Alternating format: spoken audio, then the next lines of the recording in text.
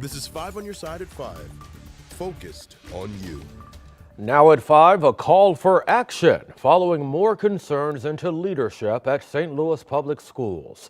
Less than 2 weeks ago, the board placed Superintendent Keisha Scarlett on temporary leave, and now new questions over the leader taking her place. Good evening. I'm Brent Solomon. St. Louis Mayor Tashara Jones is now calling for a state audit over how the district is spending its money. Mayor Jones says the district started the school year with a surplus of $17 million. Now there's a projected deficit of $35 million. The mayor is also calling into question top-level hires Superintendent Scarlett brought in from Washington State. And that's where she worked before coming to St. Louis. One of those hires is the woman now tasked with overseeing the district. We confirmed she received a vote of no confidence by a teachers union in Washington. We caught up with an education consultant who's closely following this situation. But whenever you have someone who has come in, who is a close associate of the superintendent, and they've come in, they're always under suspicion that did they really get the job based on their merits, or did they get the job based on their relationship with the leader?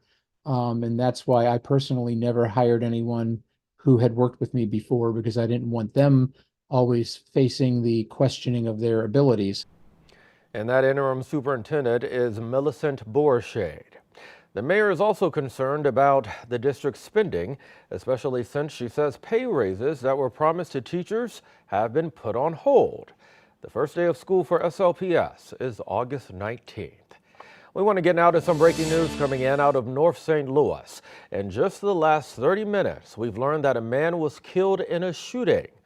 Police say it happened at Vandeventer around 3:45. This was near Moffett. Right now, the victim has not been identified. Homicide detectives are investigating. We will update you as soon as we learn more. Time now for your weather impact forecast. Let's get a first look now with meteorologist Gary Frey. Yeah, good evening, Brent. As we continue to look outside, quiet conditions for the most part. And what you've noticed is it is less humid as we look at the big picture here. Those clouds that are streaming in from the north are actually part of a few sprinkles or storms. However, I'm not really expecting any of them to make it out into our areas, but you definitely do see the cloud cover that's around. Overall, though, temperatures have improved. They are still warm. It's still 91, but we have a northwest breeze. And the dew point is in the mid-60s, so it does have a bit of a heat index. However, it's still, compared to the last few days, it still feels way better, right? So that's the big story for us into this evening. I don't think much of an issue here as temperatures will fall once again into the 70s and upper 60s outside. We'll talk about why we continue to get even warmer, but why it feels different and how long we can hang on to this dry stretch. All right, we'll see you then, Gary. Right now, people who live in Belleville are still recovering after some flash flooding here. It wrecked parts of the area. A Scott Air Force Base military member and his family are among them. Our Travis Cummings shows us how people from all directions are lifting that burden. All I could think of is how beautiful it is to have a shining lamplight in the middle of a swimming pool. That photo Martin Schelling shows me is the front of his home in Belleville, actually. The 16th of July will probably be always etched in my mind. I was traveling. The longtime U.S. Air Force civilian's wife called to tell him torrential rain poured down in their neighborhood in Belleville. In just hours, more than 5 inches. My basement, or the crawl space, was completely filled with water. My garage was filled with debris. I had vehicles that had been exposed to the water. 18 days ago, this part of Marty's home was unrecognizable, but the people you see working in this room today, colleagues, neighbors, church members, they're the ones restoring his family's faith. Marty's in our eldership training process. He's a leader within our church. He's someone that people can look to and count on. His wife serves, his daughter and son-in-law serve in different ministries.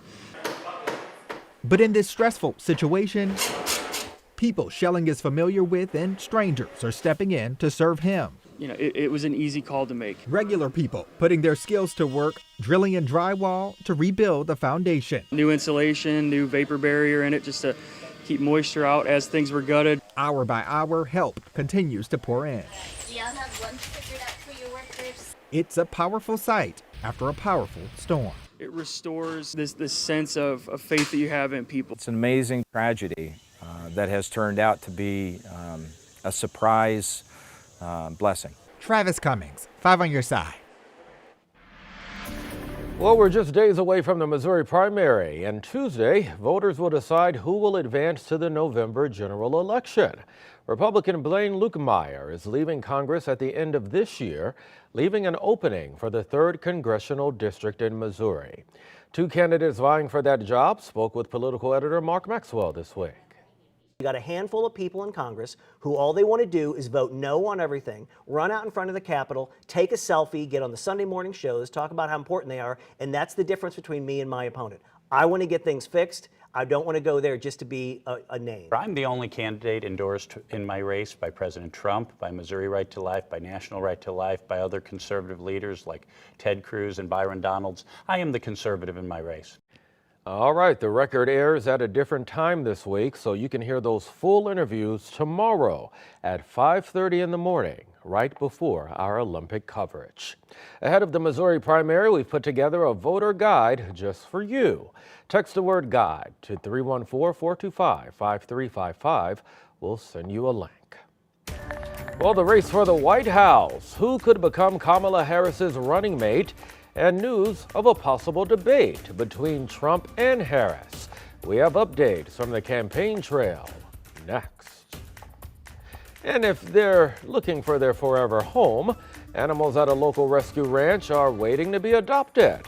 Tonight, 5 on your side at 6, you can learn about the need and how you can help.